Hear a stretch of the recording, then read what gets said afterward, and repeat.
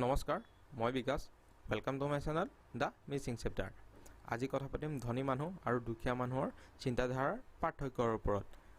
যিটো চিন্তাধাৰাৰ বাবে এজন মানুহ সদায় ধনী আৰু এজন মানুহ সদায় দুখীয়া হৈয়ে থাকে। Rich invest in assets. Asset হৈছে ইনকাম দিয়া বস্তুৰ ওপৰত, যেনে ধৰি লওক ৰেণ্টেল এছেট, ষ্টকছ, বণ্ডছ তেনেকুৱা। কিন্তু পৰে সদায় ইনভেষ্ট কৰে খৰচী লাইবিলিটিছৰ ওপৰত, যেনে খৰচী বস্তু, দামী মোবাইল, দামী গাড়ী আৰু শ্ব' অফ কৰা বস্তুৰ ওপৰত।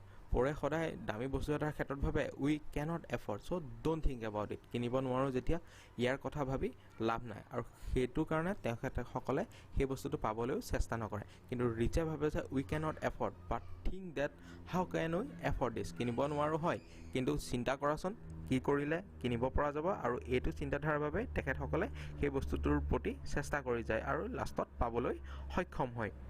ৰিচ ভাৰ্চেছ প'ৰ, সদায় মানুহ নিজৰ চিন্তাধাৰাৰ ওপৰতে হয়। ইয়াত আপোনাৰ বেলেগ কোনো ফেক্টৰ ডিপেণ্ড নকৰে, যেনে ধৰি লওক ভাগ্য, লাক বুলি যিটো কওঁ সেইটো।